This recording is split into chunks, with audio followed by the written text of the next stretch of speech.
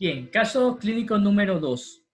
Se trata de paciente femenina de 23 años de edad, casada, ama de casa, madre de 2 hijos de edad escolar, quien asiste a su consulta por historia de 1 año de evolución de dolor de cabeza frecuente, contractura muscular en hombros y espalda.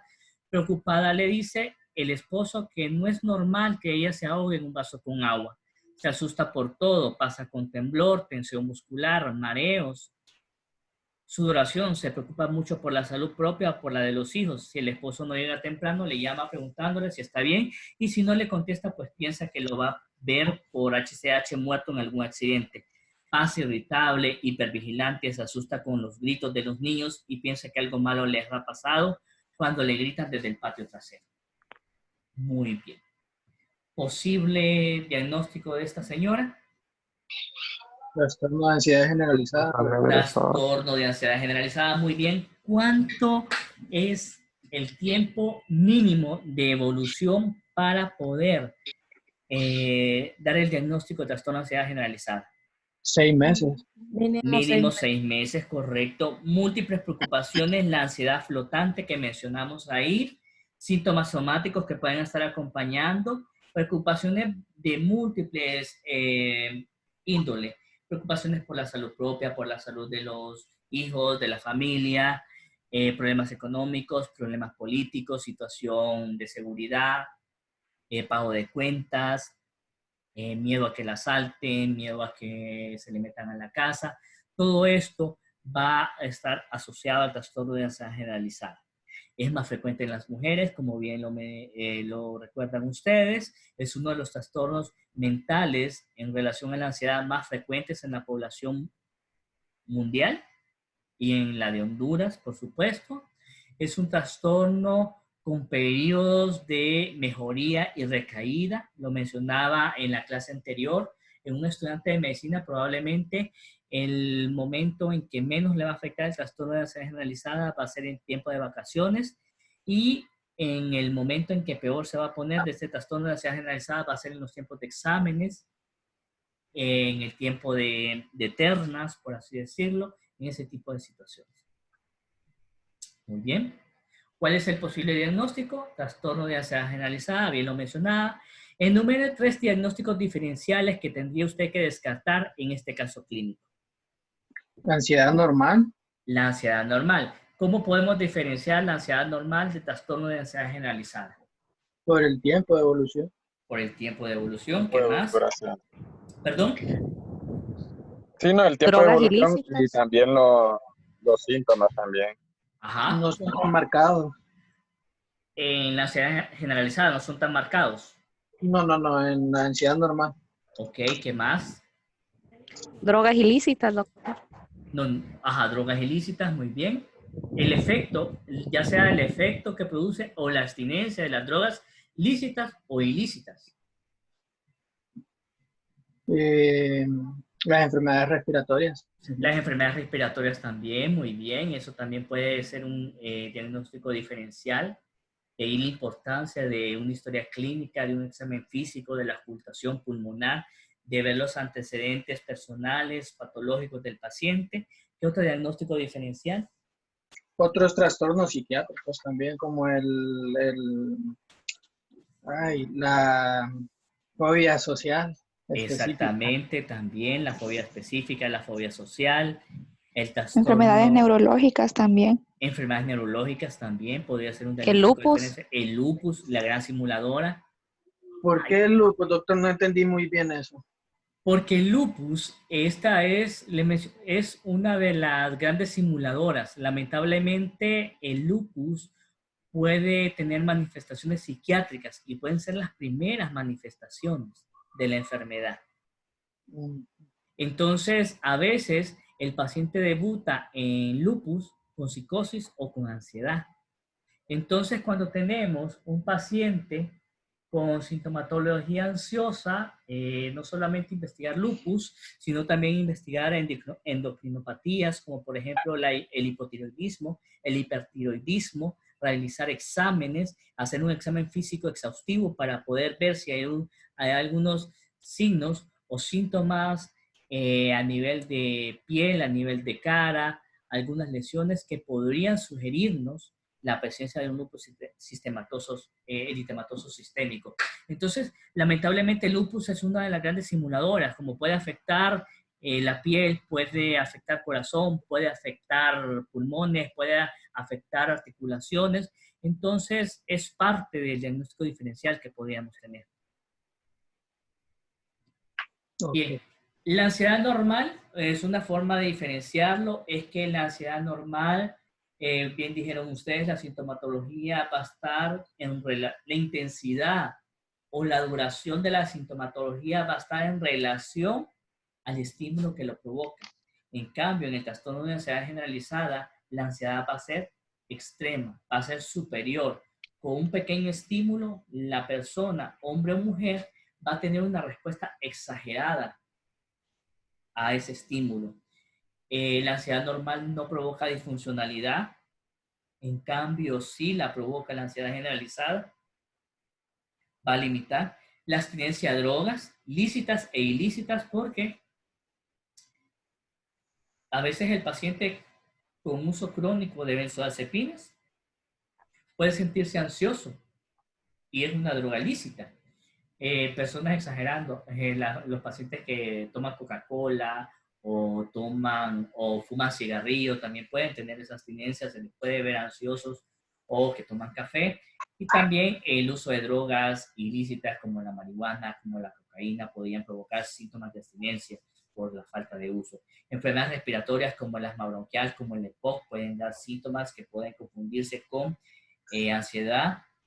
Enfermedades endocrinas, enfermedades metabólicas como la hipoglicemia, podría dar síntomas muy similares a los de la ansiedad, la epilepsia y otros trastornos mentales también, como mencionaban la fobia social, la fobia específica, el trastorno de pánico, el trastorno mixto ansioso depresivo.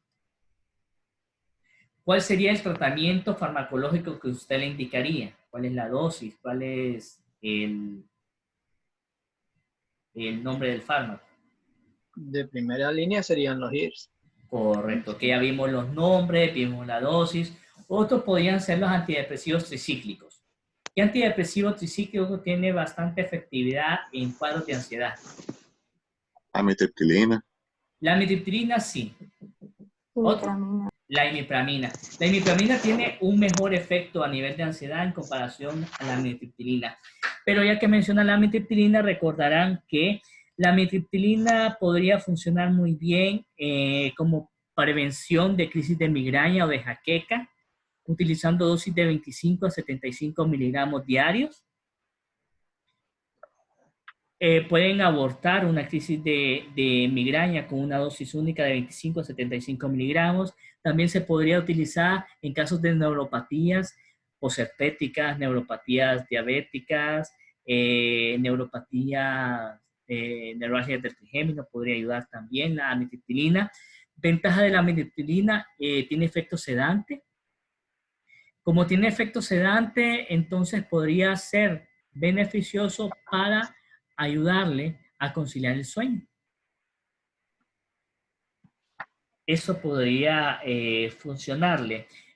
Otro podría ser la amitriptilina. Ahí estábamos realizando. La imipramina puede ser una buena opción. ¿Cuál es la dosis de la imipramina? ¿Recuerdan? 25 a 300 miligramos. Por ahí de 25 a 300 miligramos. Como yo se los mencionaba en la clase, hay que empezar con dosis bajas aquí en los hondureñitos. En mi caso, que solo mido 1,59 y peso 128 libras, probablemente 75, 150 miligramos van a provocar que vaya a pedirle las llaves a San Pedro, ¿verdad? Por una sobredosis de medicamentos. Y esto podría provocarme la muerte. Entonces podríamos, aquí en Honduras, podemos utilizar dosis de 25 miligramos y vamos titulando a ver cuál es la dosis respuesta que más le beneficia al paciente. Los IRS que ya mencionamos, o imipramina con dosis de 25 a 200 miligramos y previamente hacer un electrocardiograma por los efectos cardíacos que el paciente podría tener. También mencionaron 300 miligramos, muy bien la dosis. Enumera 3 efectos adversos de dicho medicamento. ¿Alguien nos recuerda? Arritmias. Arritmias podría ser, de ahí la importancia de hacer un electrocardiograma antes insuficiencia sexual. Disfunción sexual Sexual, perdón. es menos frecuente con los tricíclicos en relación a los CIRS. De hecho, esta podría ser una ventaja. Si un paciente se queja de disfunción eréctil o disfunción sexual con IRS, podríamos regresar a una imipramina, probablemente. ¿Otro efecto adverso? Aumento de transaminasas.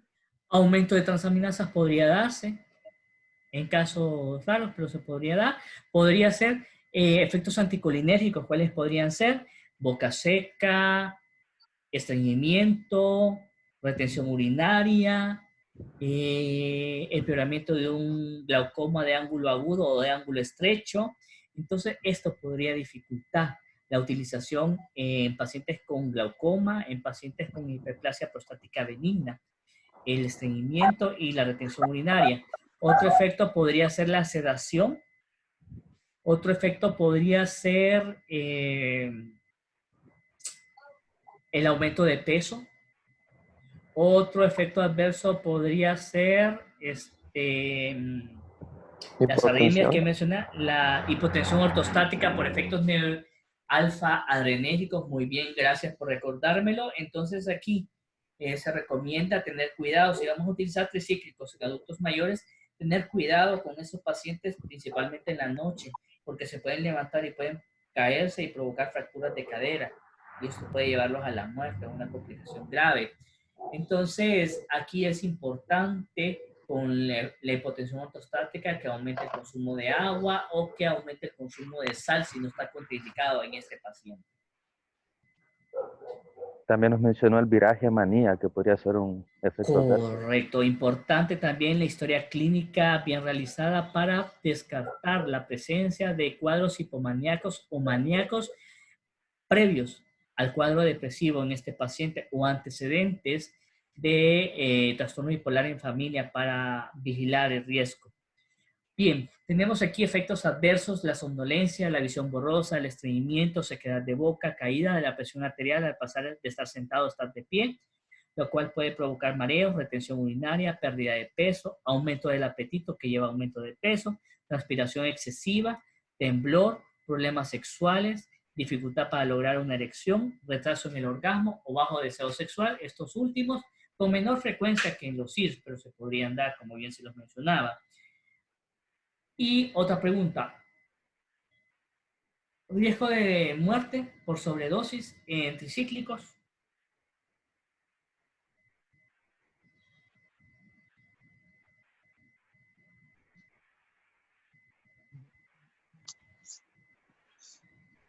Pues, ¿Habría o no habría? ¿O serían igual de benignos que los CIRS?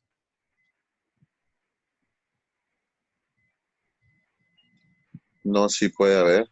Son Creo más que hay letables los... mayor riesgo suicida.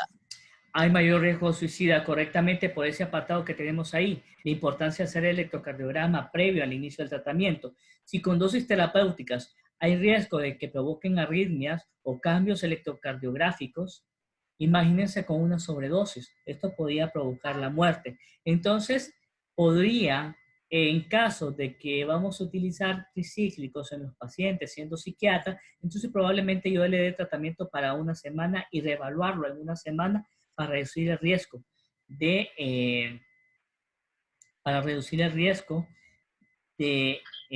muerte en estos pacientes.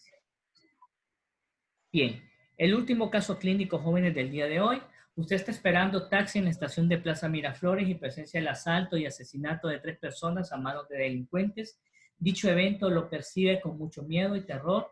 En los siguientes días se muestra como embotado, le cuesta asimilar lo sucedido y tiene dificultad para recordarse completamente de los hechos. No le gusta pasar por esa área de la ciudad porque reactiva taquicardia, palpitaciones, sudoración y sensación de ahogo, por lo cual evita transitar por esa zona. Tiene pesadillas y a veces tiene la sensación como que lo que está viviendo no es real, y en una ocasión sintió como que el alma se le salía del cuerpo. La sintomatología fue disminuyendo alrededor de la 3ª semana. ¿Cómo se llama este trastorno mental? No es un trastorno de estrés agudo. Trastorno de estrés agudo, muy bien. Y creo que ahí vamos con el último caso. Muy bien. Se trata de paciente femenina de 26 años de edad con antecedentes de TOC desde hace 5 años. Fue tratada con un antidepresivo tricíclico que le había ayudado a disminuir los síntomas, pero no lo toleró por efectos adversos, por lo que decidió abandonarlo. En base a este caso, conteste lo siguiente. ¿De qué medicamento se trata y cuál es la posible dosis que se utilizó? Tricíclico útil en el manejo de TOC. La clomipramina. Clomipramina. La dosis probablemente fue de, Mayor a 200 miligramos. ya vimos, ajá. 25 a 250 miligramos. Por ahí vamos a ir viendo dosis, respuesta, recuerden. Sí, obviamente con los SIRS, recordarán, y yo creo que por eso fue que mencionaron arriba de 200 miligramos, con los SIRS se van a ocupar dosis más altas en casos de trastorno obsesivo compulsivo. La de primera línea es la clomipramina, que es un tricíclico, 25 a 250 miligramos. Si el paciente no tolera, entonces ahí nos iríamos por un IRS. Y bueno, aquí enumera 3 efectos adversos que la paciente podría presentar, que es el motivo de abandono del tratamiento, pues ya lo habíamos mencionado. Creo que no hay necesidad de repetirlos, pero la siguiente pregunta sería, si no es clomipramina, ¿qué IRS podría ser de utilidad en el manejo de TOC?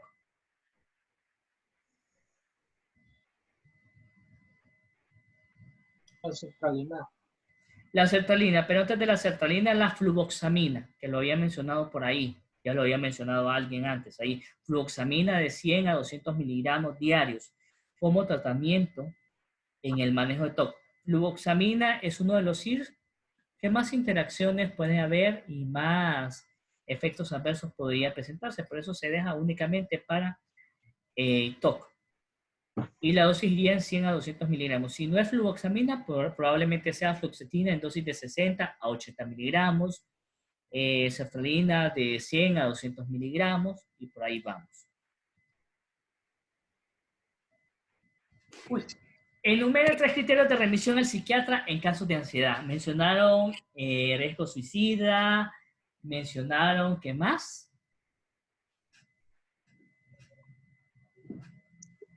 Comorbilidades. Comorbilidades, muy bien, qué buen ojo, ¿qué más? Si no se presenta una mejoría después de 6 meses de tratamiento. ¿Perdón?